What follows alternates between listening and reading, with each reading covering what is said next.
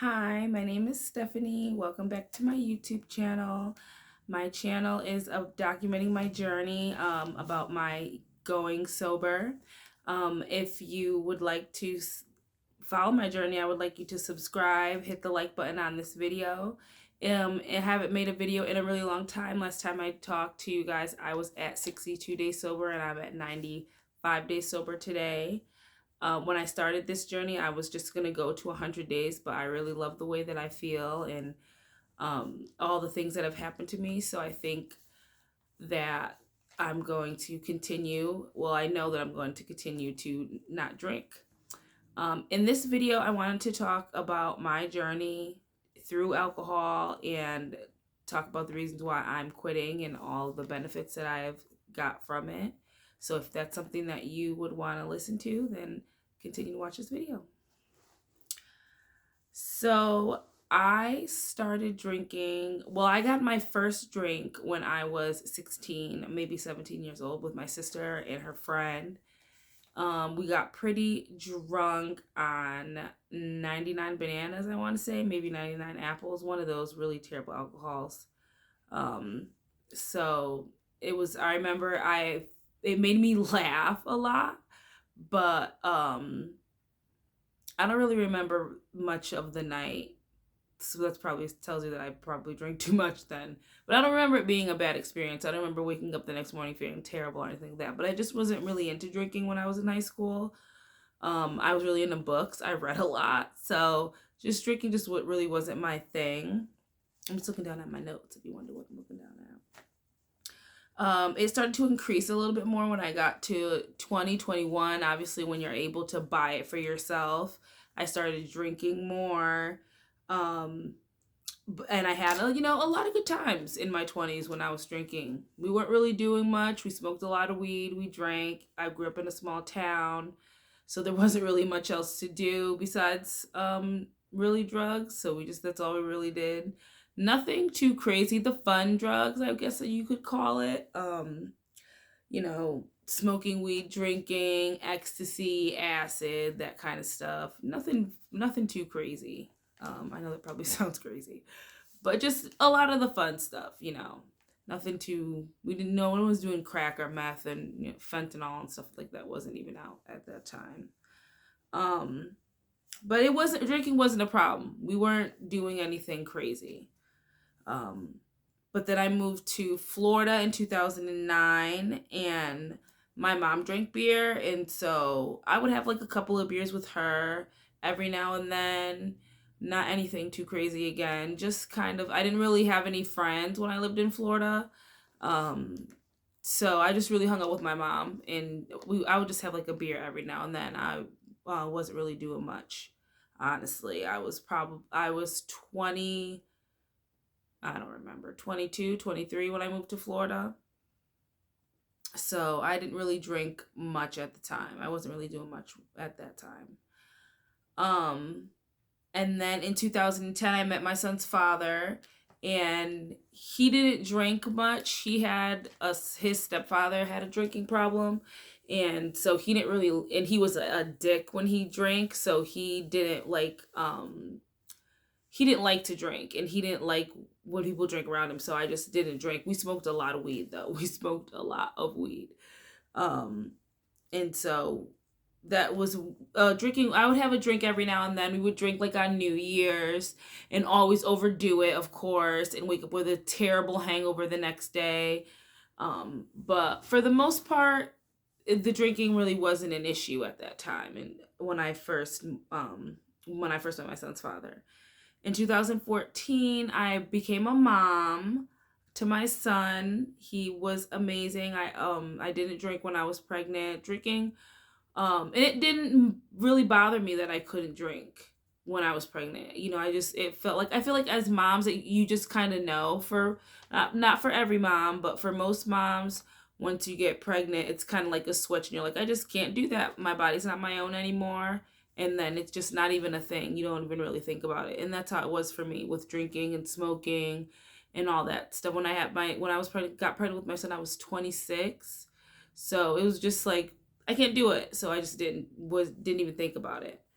And so But after I had my son, that's when I drank. I didn't have much to do because we were just sitting at home. I wasn't working. And so I would just kind of walk to the corner store with him and get a beer and sit at home and watch TV. And we lived in Florida, so I'd walk around, go for walks and stuff.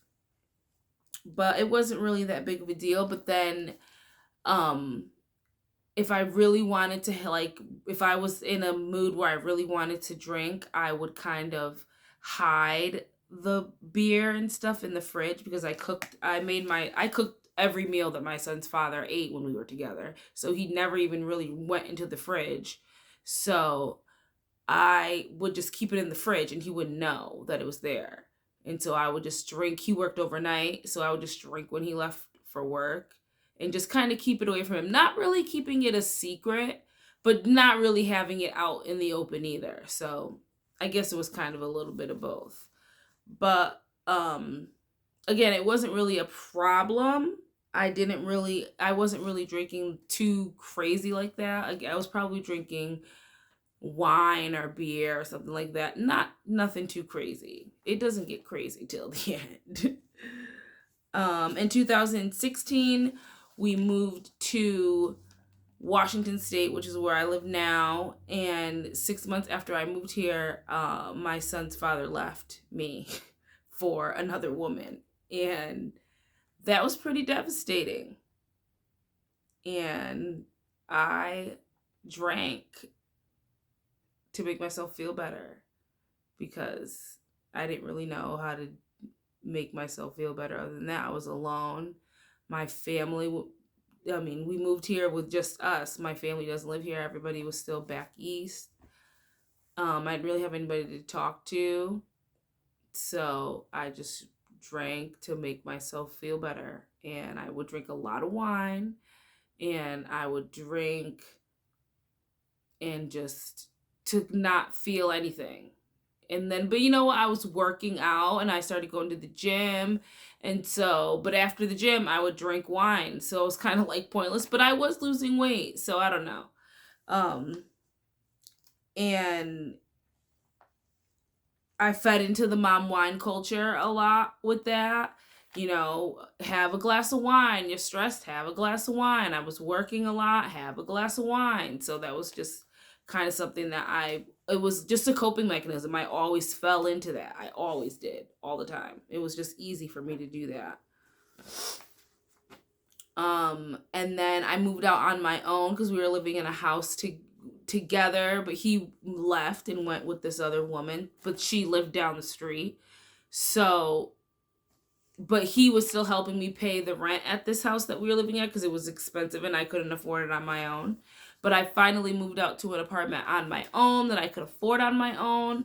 And it was like all mine. And there was nobody there to judge my drinking. It was just me and my son. So I just would drink a bottle of wine all the time.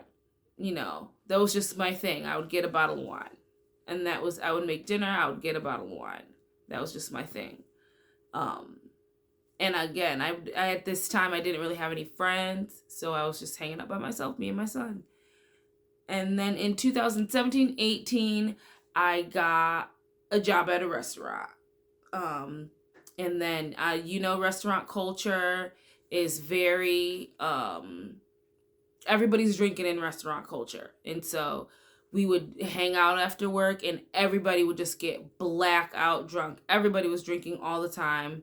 And then waking up the next day and going into work hungover. And at the time, it was fun. But, I knew I was taking a toll on my body. By now, I was 30. Then,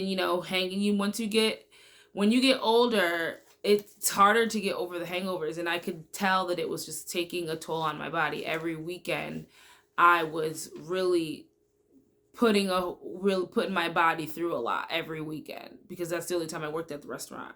Was on the weekend. I had excuse me, I had another regular job in accounting during the week, and then I work at a restaurant on the weekend. That's still my routine. And so my daily drinking, again, like I said, it picked up. It became like a bottle of wine all the time, and then it slowly switched. I slowly started to switch to um vodka. But throughout all this time, I was still working. Like I said, I was still being a quote unquote mom because I was, my son was alive. He was, I wasn't really being a great mom, but I was still going through the motions, doing kind of the things that I was doing. I went back to school, and I started working on my bachelor's degree in global history, and so that was taking up a lot of my time. And I made school so much harder on myself than it needed to be. I would drink and do my homework, and it would just make me tired, and then I would have to wake up in the morning and try to get it done quickly before class because everything was online. And I just felt like I put myself through so much shit for no reason. The drinking made school so much harder. Excuse me. It was just it was hard for me to remember stuff. It was hard for me to just pay attention in class. I was just always so tired all the time. It was terrible. And 2020 COVID hit, and I was still hanging out with my restaurant friends, like outside of, the restaurants were closed, but we would hang out, and everybody was just meeting up at places at each other's houses and drinking, and all of our kids would play together, and it was fun. But I knew that it was like, in the back of my head, I never said it out loud, but like in the back of my head, I was like, we're drinking a lot. Like, this is a lot. We're doing this like every day, every other day. We're all getting bottles of vodka and drinking, and it was just not okay. It wasn't something that I should have been doing. But at the time, I feel like everybody was drinking, which doesn't make it okay, but still, I should have not been doing that. And then in 2020, that's when I met Seth, my boyfriend that I have now, and we would hang out all the time. When we met, we were both blackout drunk almost, and we barely remember me. Didn't even remember, like, we were supposed to exchange phone numbers, and I didn't even save his phone number in my phone. And then I was like, I guess I'm just never gonna talk to that guy again. And then he ended up texting me like the next day, like, I'm so sorry, I was really drunk. And I was like, oh my god, I was really drunk too. So that ended up kind of working out, I guess. Seth's amazing. He's a great guy.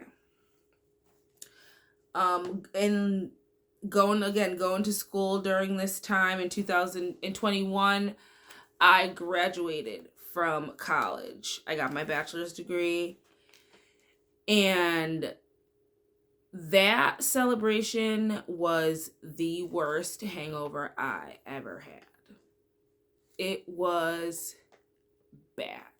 Like, I probably should have gone to the hospital. It was not good at all. I was puking. I couldn't keep anything down. I drank so much. I probably started drinking early in the morning because graduation was canceled because of COVID. So it was like online graduation. So it was just sitting in front of the computer waiting for them to call my name. And I just started drinking early in the morning, drinking all day long. By the nighttime, I just drank so much vodka. So much. I don't even remember getting home. I had my dog in the car with me. I fell and scraped my elbow.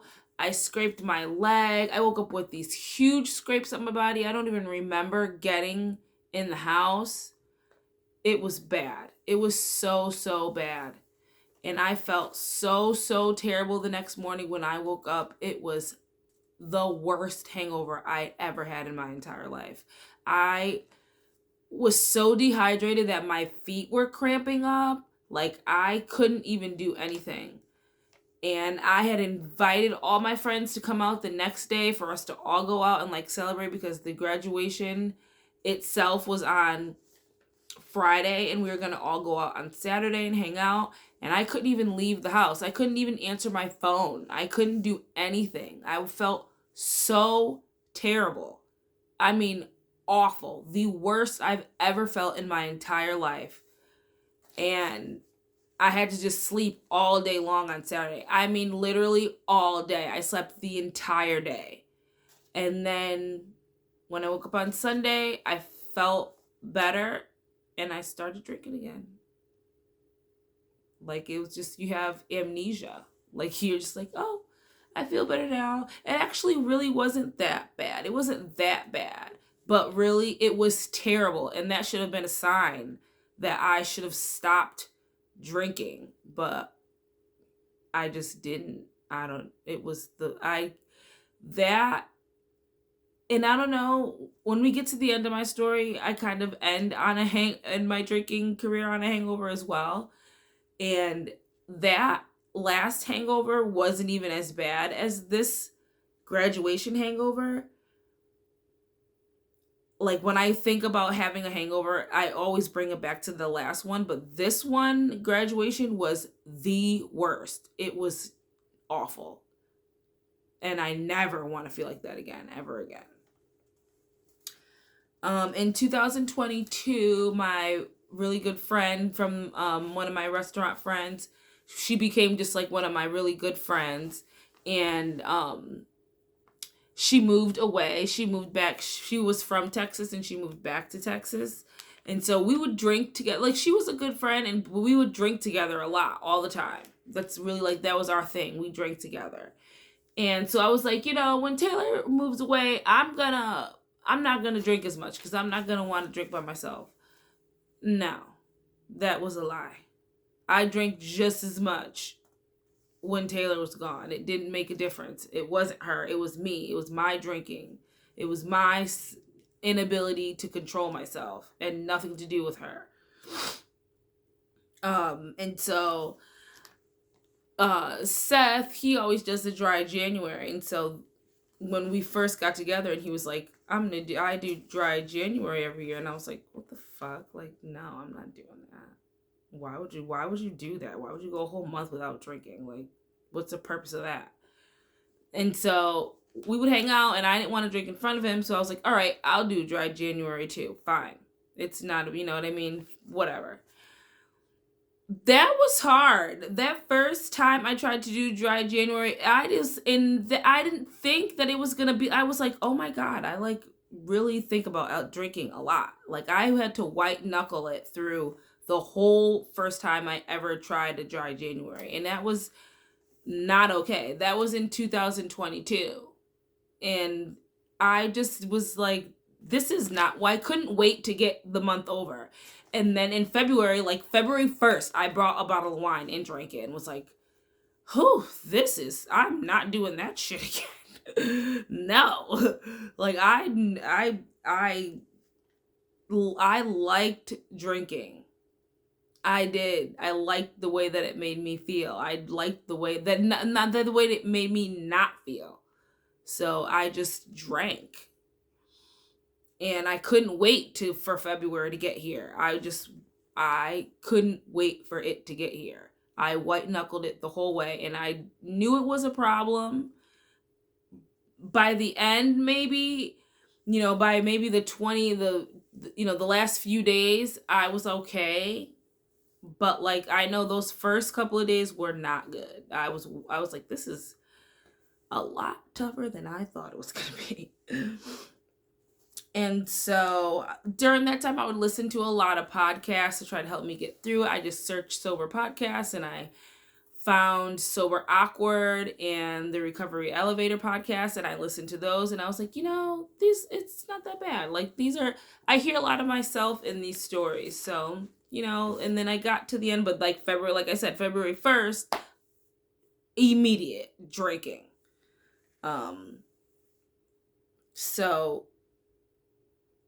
But as 2022 came along, like, my drinking that's when my drinking really started to become like a serious problem. And like I was drinking vodka all the time. And like I tried moderation, did not work. I tried putting myself on all these different parameters, like, only drinking on the weekend, only drinking when I don't have Rob. But that didn't really make a difference. I would always just, break those rules or come up with some excuse as to why I could drink. And or I'm just gonna drink on the weekend, and then I would start it on Friday, and then I'll be like, Thursday, I'll be like, well, I'm gonna buy a bottle tomorrow, so I might as well just buy one on Thursday. And then, say they'll have this all for the whole weekend, and then by Friday, Saturday, I'm buying another bottle of vodka, and then Sunday I'm buying another bottle of vodka. It was just like, it was really becoming a serious problem.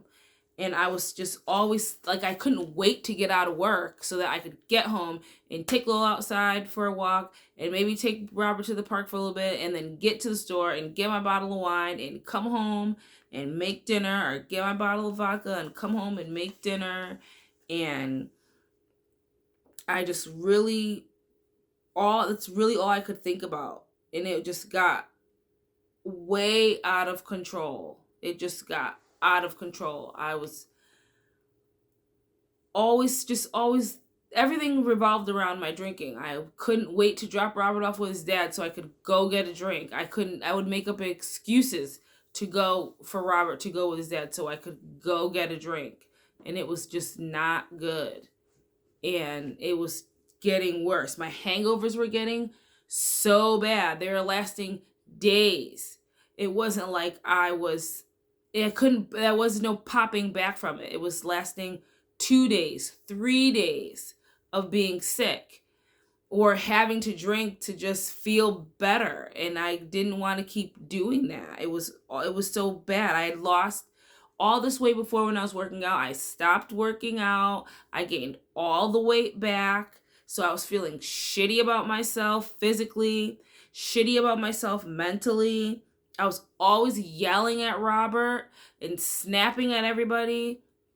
My niece came to live with me, and it was just the stress level. My stress level was like beyond me. Like I couldn't even believe that my stress level could be that high. I was so stressed all the time. My anxiety was through the roof.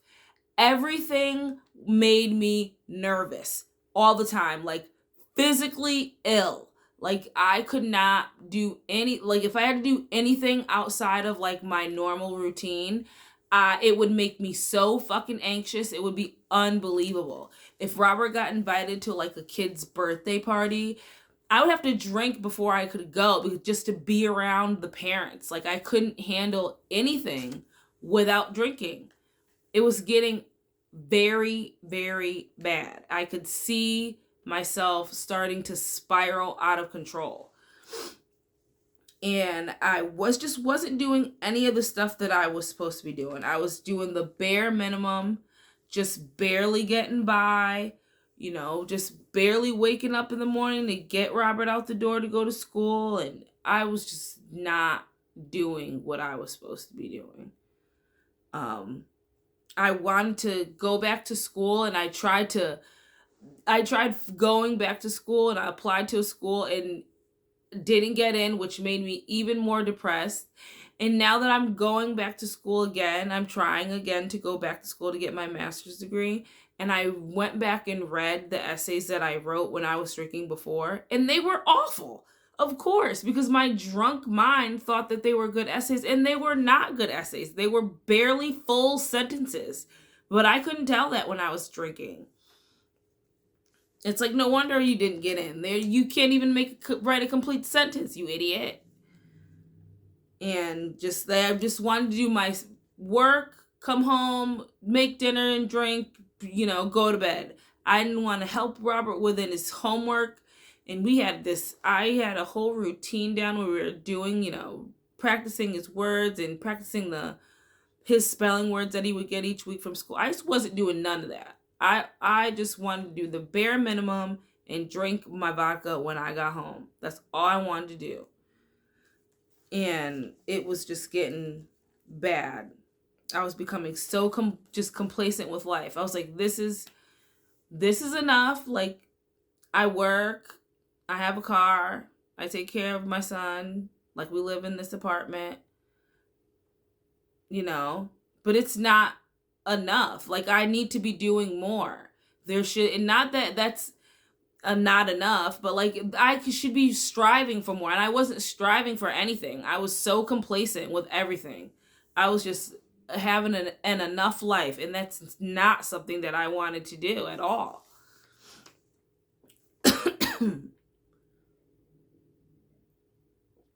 Excuse me. I was always tired. I was always tired, like falling asleep at work, tired all the time. Couldn't barely in the morning before like 10 o'clock, could not keep my eyes open. Falling asleep at my desk, just always exhausted all the time. It was ridiculous. I felt just so terrible about myself physically and mentally. I felt so shitty. I just felt so bad. I really did. And I knew kind of that it was the drinking, but I just wasn't willing to really admit it, and I wasn't willing to give it up. And I didn't know what to do. And so I was like, I knew that come January again that we're going to do dry January. And once we got closer to the end of the year, I was like, I think I'm going to do dry January. My friend Lori started talking about giving up drinking, and I was like, you know what? I think I'm going to do that too. Like, I'm going to do a 100-day challenge. I'm going to stop drinking for 100 days in 2023. And that I was talking about that like in November. December, November, at the end of the year. And then I, had a one drink or two drinks between Christmas and New Year's Eve. And then on New Year's Eve, I drank so much vodka. Oh my God. Another absolutely terrible hangover. And I don't even remember half the night. And you know what's really shitty is we had been planning this whole New Year's Eve. We were going to make our own sushi. And I don't even remember doing any of that. I don't remember eating the sushi. I don't remember making the sushi. None of it. And we had planned that for weeks. And I didn't even remember it. How I felt so shitty in the morning when I woke up. I was throwing up again. Like, I felt so terrible. And in laying right here on this very couch, I was like, this is it for me. Like, I cannot keep doing this. It's too much. I'm doing too much to my body. Like, I can't keep waking up like this. This is unbelievable how terrible I feel right now. I could not keep doing that to myself. I couldn't. And I felt sick for 2 days. For 2 days, I could not get up off this couch. And I just felt so awful. And after that, I was like, I'm not going to drink. I'm definitely going to do the dry January. I'm definitely going to do the 100-day challenge. But like, I was like really thinking like, this might be it for me. This might be the end of the road for me in alcohol. And so that's when I stopped drinking. That's my sobriety date is January 1st, 2023. I stopped drinking. Finally. After putting my body through more than enough torture, like a jackass, keep killing myself thinking, oh, I'm doing shots of vodka with seltzer water, so it's like I'm drinking water, it's gonna be fine. No, dumb bitch, it's not gonna be fine. You're putting poison down your body. You're gonna be sick. You're gonna black out like you do every single time. Like, how many times do you have to black out before you realize you should stop drinking? Hello. So finally, I did the dry January again, and again, it was tough. It was a tough road. I remember waking up sweating. I mean, complete front of my shirt sweat, complete back of my shirt covered in sweat. It was nasty. I was so sweaty. It was unreal. Like I ran the Boston Marathon. It was unbelievable. And but then I started working out every morning. I would wake up. Every morning I wake up at 4:30. I take my dog outside for a walk, and then I come home. That takes us about 30 minutes. And then I come in the house and I lift weights for 30 minutes with this lady on YouTube, Carolyn Garavan. I'll put her channel in the show notes. She's awesome. She has 30-minute workouts where you really get a good workout in for 30 minutes. And so I started doing that. I wake up every morning. I started waking up, taking a little outside, working out. I realized I had a time trigger. So it was like when I got out of work that was my worst time, between like 5 and 8 o'clock. That's when I was like, really wanted to drink, really had to focus, like had to find something to do. I started doing a lot of puzzles, going to the Dollar Tree and getting puzzles, reading way more, especially for the podcast, and just doing a lot more, productive stuff, just being more productive, cleaning my house, doing things that I should be doing. I wasn't so irritable. And that, the sweatiness and the irritability and stuff, that lasted for like the first 30 days. It slowly dissipated. And then from days like 30 to 60, you just get stronger every day. Every day I just get stronger and stronger in my sobriety. I have no doubt that I'm going to keep going past 100 days. I have no reason to go back. I've been feeling so good about myself. So let's talk about all the good things that have happened to me since I stopped drinking. So I started doing more work doing Rob's homework with him, really trying to focus on his school, getting his schooling right, and doing a lot of extra stuff at home so that I know that he's, getting a good education at home and at school. Schooling doesn't just stop at school. As a parent, you need to be reading with your kid, making sure you're checking his homework, doing all that kind of stuff. And I'm doing that now like I should be. I have way more energy. I have energy to do this YouTube channel, even though I've been pretty busy. But I've been just doing so much stuff. I have way more energy to do stuff in the morning, to do stuff just during the day. I don't want to just come home and zone out and waste the next, from 5 to 9, just not even doing anything, like a blob on the couch. I'm not as irritable and snappy at Robert. I'm a lot more understanding. I'm way more patient with him. I'm more patient in general. I'm just so much more calm and relaxed, which is so crazy because I was drinking to be relaxed. And it just stopped working. Like they always say that I've watched so many YouTube videos and stuff, listen to so many podcasts, and people are always saying like, you start drinking to relax until you realize that it's not working anymore. It's not helping you relax until you're drunk. When you're not drunk, you're fucking always irritable and snappy all the time. Everything fucking pisses you off because everything used to fucking piss me off.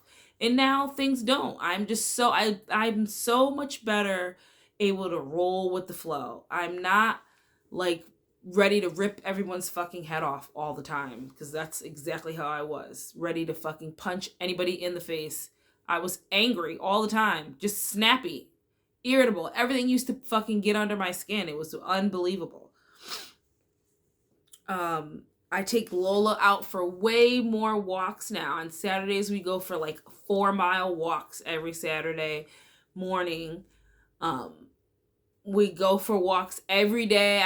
Before I would just, I would be so tired in the morning. I would just take her out to go pee and poop and then bring her back in the house. I wouldn't even, and that's not, she's an Australian cattle dog. Like she needs out exercise, and that's not fair to her.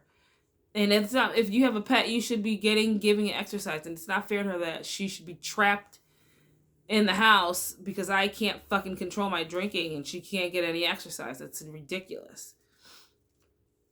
I've done so much. I've applied back to grad school, to another grad school. I'm in the midst of doing that application. So fingers crossed if I get in, I'll keep you guys updated on that, of course. I applied for a new job in my field, which is really great, a grant writing job. So again, fingers crossed, I'll keep you guys updated on that. I was able to update my resume in order to even apply for that job, which is something that I would not have been doing if I was drinking. I would have never updated my resume and even thought about applying for a new job because I had a job and I was okay with it. It's an okay job and I was just living an okay life and I was so fine with being okay. Alcohol was making me fine with being okay. And when I knew that I should be doing more, these are the things I should have been doing. My clothes fit better. All of my old clothes fit that didn't fit before. Things I couldn't fit before fit now. My everything's so much more comfortable. My piercings healed. I got some piercings a couple of months ago. I got these in October, the conch and the flat, and then I got my tragus and my rook pierced in. I got these pierced in October, and I got these pierced in September, and they were not healing. And they were very much irritated and annoyed all the time. And when I stopped drinking, they healed up. Literally, 30 days after I stopped drinking, they healed right up. Haven't given me any problems. I signed Rob up for basketball, and he went to all of his practices and all of his games, and that is something I would have been at least one. I would have been like, yeah, you don't need to go. I'm tired. I don't feel like doing that tonight. But no, he went to all of his practices and all of his games, and everything was perfect. He had such a good time. We went to a trophy ceremony, and that's definitely something I wouldn't have done. I wouldn't have wanted to be around all those parents and be around all those people, but I did it. And we had a good time.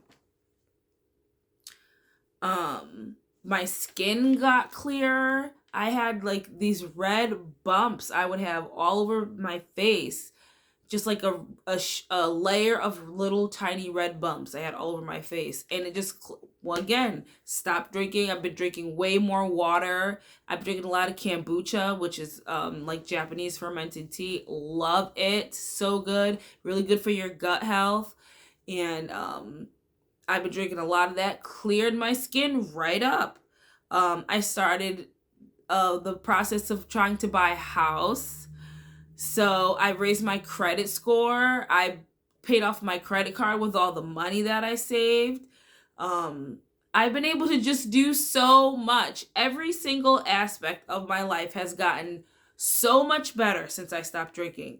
Every part. I'm going to start crying. Every single part has gotten better. I've been doing so much better for myself. I've been doing so much better for Robert. I've been doing so much better for everything. Every part is better. I don't know. I really wish I would have stopped drinking a long time ago. And I'm happy that I stopped now because I know a lot of people, they don't stop until they're like 50 or 60 years old. And I just don't see how. I mean, I know people do it, but it's just got to be so hard. And I couldn't even imagine being and drinking for 20 or 30 years and trying to stop. The way that my life was going, I would have lost everything. I would have spiraled out of control. I've done so many stupid things while I was drunk. I mean, hit the curb and popped my tire and just driven drunk a bunch of times, which is so stupid. I could have killed somebody. I just dumb things I should not have done. And I just really wish I would have done it sooner. Everything has gotten better. Everything. There isn't one thing in my life that has not gotten better since I stopped drinking. And some days I do have cravings, and when I do have a craving, Um, I just tried to play the tape forward. That's a really big a big thing in the sobriety world, is playing the tape forward. Remember that it's not going to end at one drink. If I have one, if I'm going to have two. If I have two, I'm going to have three. If I have three, I'm going to, it's going to keep going. It's not going to stop. I know myself. I've tried to do the moderation thing. It doesn't work out. Not for me. I listen to a lot of podcasts. I listen to a lot of podcasts. I start my day off with a sobriety podcast every single morning. I listen to some, either Sober Awkward, the Recovery Elevator. I listen to Sober Motivation podcast. I'll watch a YouTube video on sobriety. I listen to podcasts and watch YouTube videos on sobriety the first thing in the morning and pretty much all day long while I'm at work. I just really try to immerse myself fully in sobriety. That way, am always constantly reminding myself of why I'm doing this and what I'm doing this for. And just remember your why. Remember why you want to do this. Write it down on a little tiny piece of paper, keep it in your pocket or keep it in your wallet. So when you do have cravings, you can pull it out and you can look at it. Or keep it as a note in your phone so you can look it up and you can look at it. That way you can always remember why you're doing this. I joined the Facebook group. I joined the Sober Moms Facebook group, Sober Cafe Facebook group, and Drunk Mommy Sober Mommy is a Facebook group for the Sober Awkward podcast. And then there's a bunch of, just look up sobriety, and then their Facebook groups, they're really places for us to just talk about your feelings, sobriety, vent, places where you could just talk about how you're feeling and not get judged. It's a good community to be in. So I highly suggest joining those Facebook groups. I didn't do AA or anything like that. But you can, there's a million ways to get sober. A million, so try them all. Try them all until you find one that works for you. If you meditation, there's smart recovery, there's AA, there's, just trying to do it on your own. That's what I did. I just did it on my own with the Facebook groups and the YouTube. And I just, every day I check those Facebook groups. I comment, I leave comments, I talk, you interact so that you have people to talk to, and you can do it. You just have to really put it first in front of everything. Put your sobriety first, and everything else will follow right after it. You can do it. You can do it. And so I still go to the same places that I used to go to. I just don't drink. I didn't go to them for the first 60 days. I did not go to a bar or anything like that. I stayed away from bars, but in the last few weeks I've gone to bars and I just don't drink. I just go in, tell them that I'm not going to order a drink, and then just have seltzer water and get food. I'm big on getting dessert now because I don't spend $40 on drinks. So I can get dessert if I want dessert. So I still, you just have to keep yourself busy. And that's just what I've been doing. I keep myself busy and try to find things to do. Again, puzzles, reading, journaling. I journal every other night. I try to journal at least 3 times a week of just how I'm feeling, where I'm at in my sobriety, just what's going on in my life. I try to keep that all together. And I have very little cravings now. Again, I'm on day 95.